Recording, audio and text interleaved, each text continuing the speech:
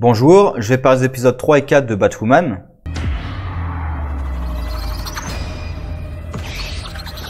Bon alors j'avais fait une vidéo sur l'épisode 3, mais en fait du temps qu'elle soit faite, encodée et uploadée, l'épisode 4 était déjà sorti, donc finalement je vais unir les deux ensemble.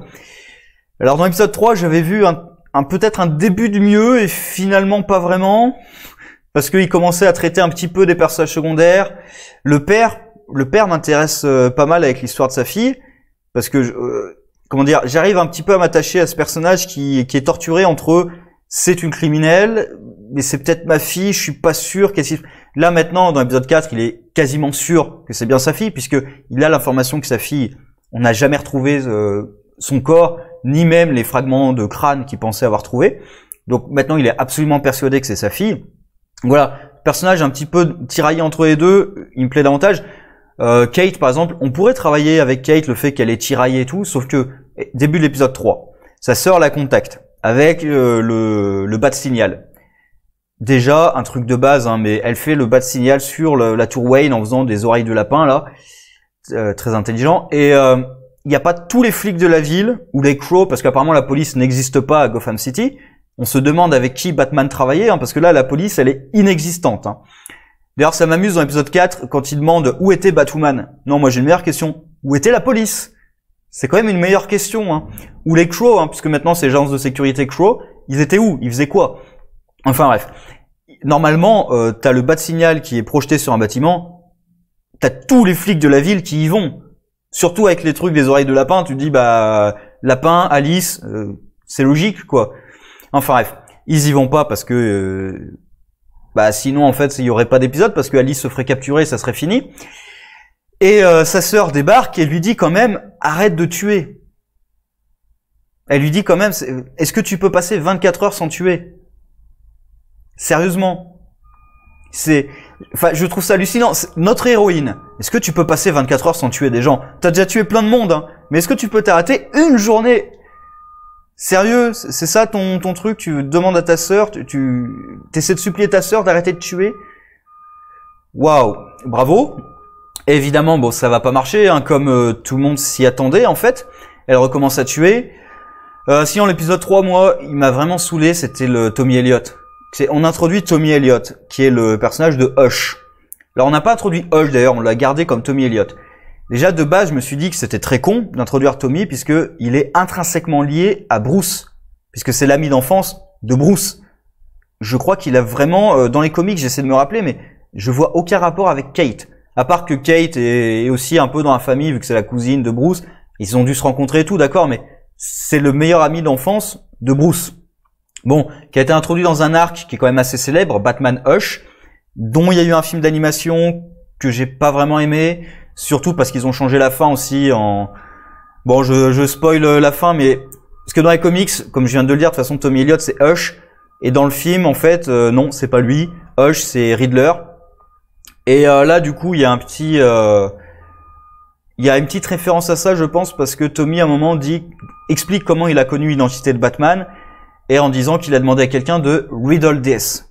Donc, je pense qu'il fait référence au Riddler. Ce qui d'ailleurs pose un souci, parce que s'il y a quelqu'un qui connaît l'identité de Bruce, et qui l'a vendu, pourquoi est-ce qu'il la vendrait pas à d'autres personnes? Et du coup, l'identité de Bruce, maintenant, elle est connue par quasiment tous les criminels de la planète. Parce que si t'as cette information et que t'es prêt à la vendre, parce qu'encore, il y a des criminels qui seraient pas prêts à la vendre, parce qu'ils voudraient la garder pour eux. Mais si la personne est prête à vendre l'information, elle l'a vendue à tout le monde et elle s'est fait un pactole. Enfin, bref. Et du coup, tout le monde sait que c'est Kate. D'ailleurs, à la fin de l'épisode, normalement, il devrait savoir que c'est Kate Batwoman. C'est juste obvious, en fait. Enfin, bref. Il y a ce Tommy Elliott qui joue à qui a la plus grosse avec Bruce. Ma tour, elle est plus grande que la sienne et tout. C'est assez pathétique. Dès qu'il arrive, il est bien in your face, qu'il connaît l'identité de Bruce. C'est tellement appuyé, c'est vulgaire, quoi. C'est vraiment, c'est trop appuyé. Je pense que Bruce est revenu. Non. Si, je pense qu'il est revenu. Non, vraiment pas. J'ai le sentiment qu'il est revenu. Oui, on a compris, parce qu'il y a un nouveau Batman, tu penses que c'est Bruce. Mais en même temps, les Crows, le chef des Crows, là, le père de Kate, avait dit dans un épisode, je crois à la fin du premier, encore un type qui se prend pour Batman, je crois. Enfin, il a sorti un truc dans ce genre-là. Sous-entendu, il y en avait peut-être eu d'autres. Donc pourquoi celui-ci, ça serait le vrai Batman? Enfin bref, c'est Tommy Elliott qui se fait choper de la façon la plus conne possible avec Kate qui lui dit qu'il y a un GPS dans l'arme et il va vérifier comme un abruti. Il demande pas à un de ses hommes de main d'aller vérifier, il va vérifier en personne comme un crétin. Et il dévoile tout son plan et la raison pour laquelle il déteste Batman, parce qu'il a sauvé sa mère qui était abusive et tout, alors que lui voulait l'héritage. Ouais, on s'en fout. Et il décide de faire péter des ascenseurs. Moi j'adore le fait qu'il y ait des survivants. C'est l'ascenseur qui tombe. Enfin, je vois pas comment il peut y avoir de survivants. Ensuite, il donne 1 heure à Batwoman pour le retrouver. Alors déjà, truc tout bête, mais il y a de la police partout en bas. Pourquoi ils montent pas dans les étages? Pourquoi en 1 heure, il y a personne qui va essayer de sauver les types dans les ascenseurs? Il y a personne qui va monter sur le toit, qui essaie de savoir ce qui se passe et tout? En 1 heure? Donc cette ville, elle est vraiment... s'il n'y a pas Batman ou Batwoman, la ville, elle sert vraiment à rien. C'est catastrophique. D'ailleurs, à se demander ce qui s'est passé pendant les 3 années. Parce que normalement, vu la non-présence de la police, la ville, elle devrait être à feu et à sang, hein, sans Batman. Enfin bref. Et là, Batwoman prend quand même le temps de faire de la peinture sur son uniforme. Ils auraient pu le faire avant quand même, avant qu'il y ait une menace en fait. Ou peut-être après. Mais là, le faire pendant qu'il y a la menace, tu dis franchement, t'as le temps de faire ça? Et de trouver une perruque pour le truc. Parce que je sais que la tête était dégueulasse, hein, donc la perruque, tant mieux. Ça améliore quand même le rendu, mais... T'avais vraiment le temps de faire ça? Et du coup, elle arrive à la toute fin et son truc qui est censé l'arrêter là, il marche pas parce qu'elle a pas pensé à le charger. Elle a pas pensé à le charger quand même. Et même Luke Fox, il lui dit juste après, t'as pensé à le charger, mais pourquoi tu lui dis pas avant? C'est toi le tech guy. Pourquoi tu lui as pas dit avant? Enfin, c'est débile. Elle se fait battre par Tommy. Elle se fait battre par un civil et elle est sur le point de mourir et c'est sa sœur qui vient la sauver, qui est là d'ailleurs. Par pure magie, hein, parce que comment elle sait qu'il fallait être sur le toit? On sait pas. Comment est-ce qu'elle a fait pour passer la sécurité? Parce qu'elle n'était pas dans le bâtiment avant, vu qu'elle a appelé le père depuis son appartement à lui. Donc elle a dû venir, alors qu'il y avait tous les flics en bas, tous les agents d'Exo et tout. Elle a réussi à passer, elle est montée tout en haut, parce qu'elle savait que c'était sur le toit, apparemment. Enfin voilà, il y a plein de trucs, c'est pas très bien écrit, honnêtement. Je peux passer certaines choses aux séries parce que c'est pas les mêmes budgets que des films, ils ont pas le même temps pour travailler sur un scénar et tout. Mais là, voilà, il y a beaucoup de trucs un peu gros. Sinon, dans des points peut-être un peu positifs, on essaie de travailler un petit peu sur la demi-sœur, d'essayer de donner un peu plus de personnages, même si pour moi le personnage fait pas trop de sens. Parce que j'arrive pas à comprendre pourquoi est-ce qu'elle essaie de se faire passer pour vaine, futile, superficielle, alors que de base, de toute façon, elle est dans une école de médecine. Il a bien fallu qu'elle y entre en école de médecine. Il faut bien enfin les résultats, de toute façon, ses parents, ils doivent les connaître, ces résultats. Donc, elle peut pas cacher qu'elle est intelligente. Donc, il y a un truc, en fait, ça a pas de sens. Et même si auprès de ton école, tu te fais passer pour vaine et tout, bah, tu vas échouer. Parce que école de médecine, t'as certainement des stages. Et donc, si tu montres pas que t'es impliqué et tout, ça va se voir. Donc, je comprends même pas, en fait, pourquoi est-ce qu'elle essaie de se faire passer pour ça. Ses parents savent qu'elle est en école de médecine. Elle mène pas une double vie. Enfin, si, avec la clinique, mais il n'y a pas besoin de cacher qu'elle est professionnelle. C'est absurde, en fait. Mais bon, on essaie de travailler un petit peu. Aussi sur l'ex de Kate qui comprend quand même que c'est Batwoman. Heureusement, même si depuis le premier épisode, elle devrait être sûre et certaine, en fait. Parce que là, elle a l'air de pas être trop sûre, quand même. Elle tente des trucs, mais elle a pas l'air d'être sûre d'elle. Alors que dès le premier épisode, elle devrait être sûre et certaine. Et donc l'épisode 4, c'est avec Magpie, donc le Freak of the Week, avec Batwoman qui échoue à rattraper son Batarang. Et alors, l'épisode lui donne raison, comme quoi, oui, le Batarang était prévu pour quelqu'un qui a des bras plus longs et tout. Hein. Mais moi, le seul truc qui me vient à l'esprit, c'est, tu l'as pas testé? Sérieusement? Tu l'as pas testé avant de l'utiliser en vrai? Parce que si elle l'avait testé dans la Batcave, elle aurait vu qu'elle n'arrivait pas à le rattraper. Et soit elle se serait fait l'équilibrage du truc, soit ils auraient changé l'équilibrage du truc. Parce que de toute façon, je veux dire, tu peux être entraîné tant que tu veux. Si tu arrives, même si tu es entraîné au lancer, si tu arrives sur un truc qui a pas du tout la même longueur, le même poids ou quoi que ce soit, oui, tu vas pas réussir à lancer correctement du premier coup. Il faut t'entraîner un petit peu quand même. Oui, t'as un nouvel équipement, bah il faut t'y habituer. C'est absurde. C'est pas un truc magique, quoi. C'est pas juste, ah tiens, il est parfaitement équilibré pour toi, ça va marcher. Non, faut t'entraîner un petit peu avec. Enfin bref, c'est ridicule. En plus, elle nous sort le, ah, you're batsplaining. Subtil. Très subtil. Enfin bref. Et donc elle finit par capturer Magpie. À la fin, Magpie, je pense qu'elle est morte, hein, parce qu'elle la chope avec le grappin et elle la balance. Alors on la voit tomber dans l'eau, hein, mais je pense qu'en vrai elle est morte, hein, parce que vu la chute, je suis pas sûr qu'elle y survive. Moi j'ai adoré à la fin avec le collier de perles. Alors déjà elle est prête quand même à... Alors je pensais que c'était le collier de perles. Je me suis dit c'est le collier de Marfa. Ils vont pas l'exposer quand même.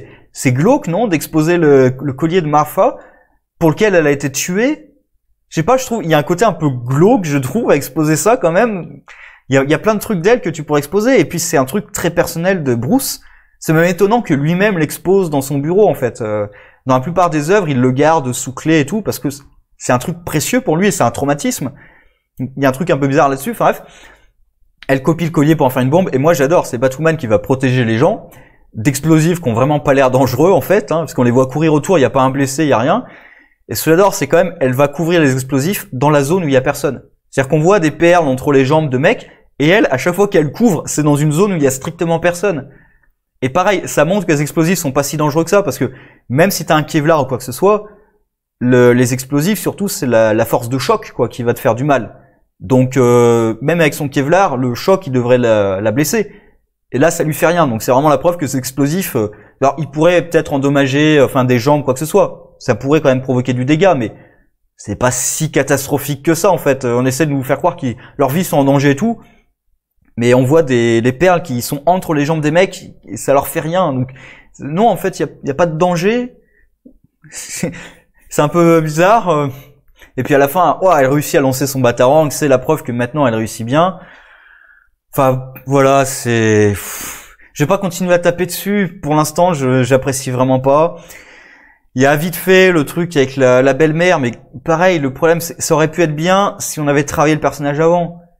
Parce que là, du coup, la belle-mère révèle que elle a menti pour que le père arrête en fait de chercher sa fille et voilà, qui se détruise pas en fait en cherchant sa fille en permanence pour lui donner une réponse, même si elle était fausse. Ce qui veut dire que elle n'était pas du tout en lien avec Alice, ce qui donc clairement veut dire que Alice est certainement la vraie Beth. Après, comment est-ce que Beth savait que c'était la belle-mère qui avait manigancé tout ça? On sait pas.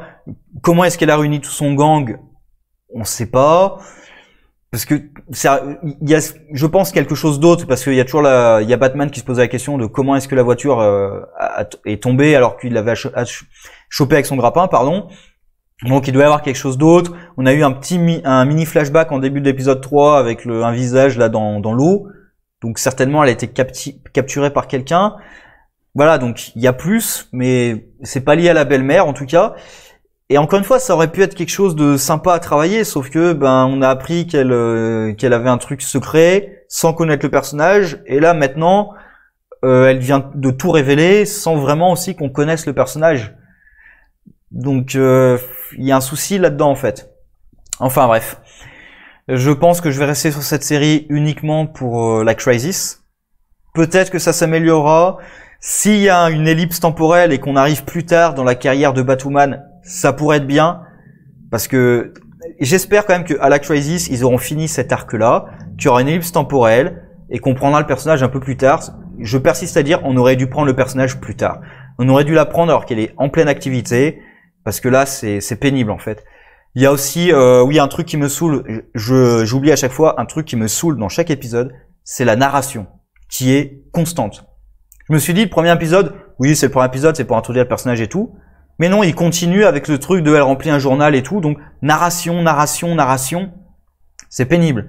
Et aussi la ville qui arrête pas de poser des questions sur Batwoman et tout. Alors, je dis pas que ça se passerait pas comme ça en vrai, hein, mais par exemple, Batwoman sourit. Ah, il pourrait sourire un peu plus. Non, enfin c'est comme Batman. Enfin, Batman il sourit pas. Batwoman, elle a pas de raison de sourire. D'ailleurs, Batwoman, elle devrait même pas apparaître en public. Parce que là aussi, il y a un souci, c'est que pour moi, ça va un peu casser complètement la continuité avec Arrow, puisque dans Arrow, il y avait l'idée que Batman, c'était un mythe. Il y a même pas eu la question de Batwoman. C'est-à-dire, quand ils sont arrivés là, ils savaient même pas que Batwoman, c'était un truc. Là, dans la ville, tous les médias en parlent. Et vu qu'elle apparaît en public, je suis presque sûr qu'ils vont même avoir des photos. Ils parlent de sa tenue et tout, donc ils ont certainement des photos. D'ailleurs, oui, je suis con, on la voit à la télé. Donc, certes, Oliver aurait quand même pu penser que c'était manigancé par la police et tout, mais par exemple, il savait pas que Batwoman existait. Enfin, il y a un problème de continuité de toute façon avec les séries. C'est pour ça qu'il fallait pas la prendre avant. Il fallait la prendre après l'épisode de la Crisis de l'année dernière. C'était débile de faire une origin story avec ce personnage. Enfin bref. Voilà, j'espère quand même que la série va s'améliorer. Il y aura peut-être un twist avec Alice, qu'elle sera liée à quelqu'un d'autre, j'espère, parce que pour l'instant, c'est pas ça. Hein. Bref, sur ce, au revoir.